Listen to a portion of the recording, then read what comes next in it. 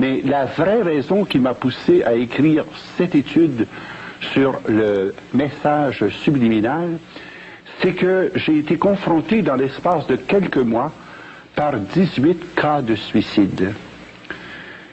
Et c'est d'autant plus effarant que parmi les victimes, il y avait 11 garçons et 7 filles âgés de 14 à 23 ans.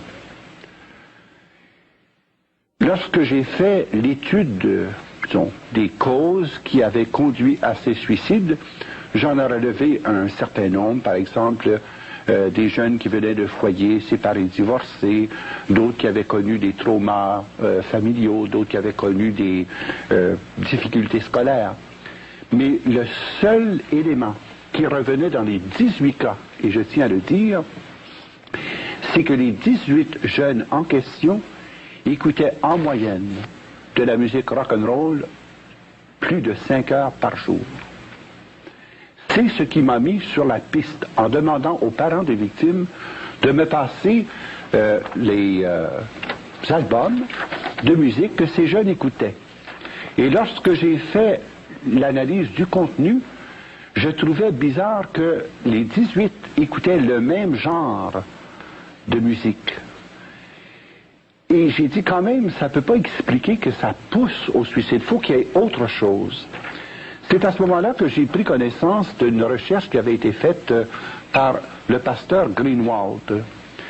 Et je me suis mis à faire l'analyse des disques et j'ai découvert qu'il y avait en renversé un message masqué. Ce message masqué qui a pour effet d'inciter les jeunes soit au meurtre, soit à la violence, soit au suicide, soit à l'usage de la drogue, soit encore à toute forme de violence. Mais mon père, vous dites, vous, que dans la musique rock'n'roll, il y a des musiques, il y a un message inversé, un message qu'on entend, qui ne sont pas les paroles mêmes de la chanson, mais c'est des paroles surajoutées. C'est absolument vrai. Voyez-vous, je pense que c'est un phénomène qui a été mis en lumière et en popularité par les Beatles, qui ont été les premiers à s'en servir de façon spécifique. Mais une fois le principe établi, eh bien, on a suivi la mode en ajoutant des messages de plus en plus directs et en ajoutant aussi des messages de plus en plus longs. Alors, pour nous faire comprendre un peu de quoi il s'agit, peut-être qu'on pourrait écouter ensemble 3 exemples très clairs d'implantation de messages subliminaux qui sont contenus dans les disques, mais en renversé.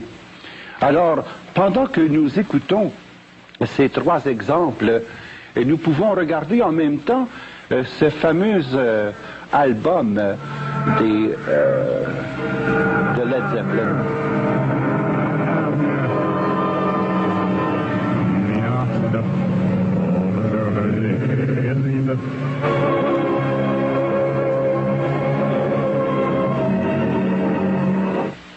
Maintenant que vous avez entendu la version normale, voici en renversé le message subliminal qu'il est très facile d'entendre. Music is reversible, but time is not. Turn back, turn back, turn back. La musique est réversible, mais le temps ne l'est pas. Recule, recule, recule avant qu'il ne soit trop tard.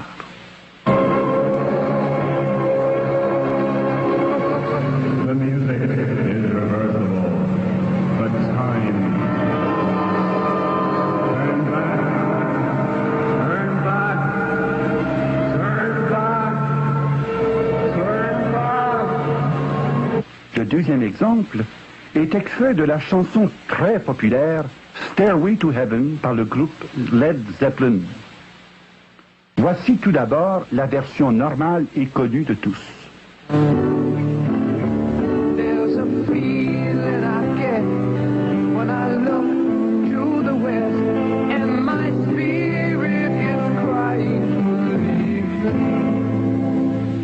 Et voici maintenant le message subliminal en version renversée. I've got to live for Satan. I've got to live for Satan. Il me faut vivre pour Satan. Il me faut vivre pour Satan.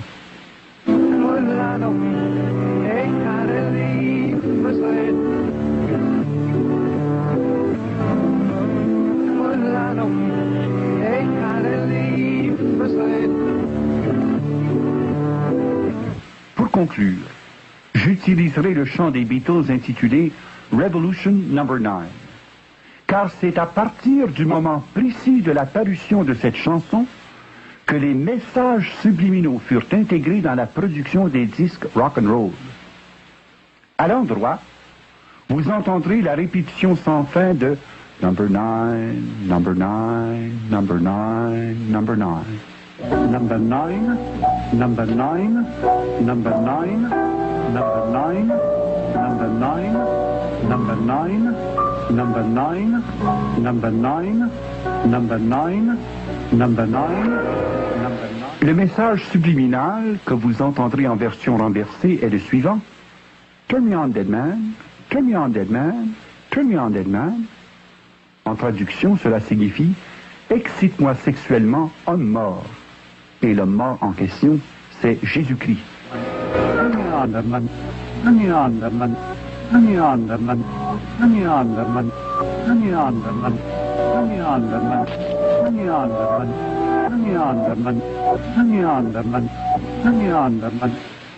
Et pour bien démontrer que telle était la pensée des Beatles, John Lennon se fera le porte-parole du groupe lors de la présentation publique du Devil's White Album.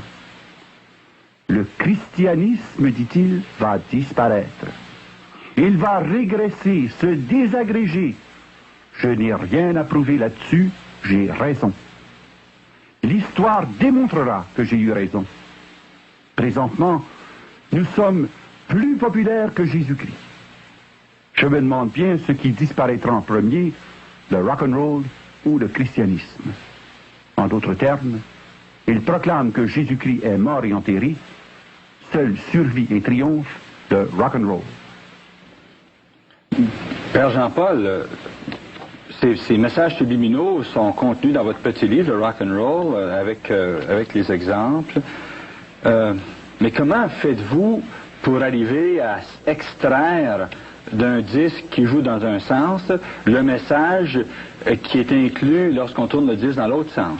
Bien, voici, c'est relativement simple sur le plan technique, sauf dans le cas des disques de Ozzy Osbourne, parce qu'il a utilisé une technique autre que nous expliquerons tout à l'heure. Mais au départ, nous enregistrons simplement le disque à l'endroit, sur une bande magnétique, et ensuite nous transférons la bande magnétique que nous faisons jouer à l'envers, et là, les paroles sortent très clairement. Et quand on se sert d'un filtre equalizer, eh bien, ça enlève la densité de la musique pour isoler de façon plus claire les paroles que nous entendons. Mais les paroles qui ont été, disons, particulièrement incitatives de meurtre ont été trouvées dans le disque Blondie, du groupe Blondie, où on entend très spécifiquement « Die young, die pretty »,« Meurs jeune, meurs jolie ». Même dans le disque Stairway to Heaven que nous venons d'entendre et qui est très connu, eh bien, il est dit voici que je me tourne vers l'ouest et que mon esprit aspire en criant pour partir. En se tournant vers l'ouest, c'est-à-dire du côté opposé du soleil, eh bien, c'est un langage ésotérique. Celui qui chante cette chanson préconise que pour sortir de la misère et pour trouver son ciel, il n'y a qu'une façon logique et pratique, c'est de se suicider soi-même. I've got to live for Satan. Je dois vivre pour Satan. Et pour pouvoir vivre avec lui, le suicide est le moyen le plus rapide.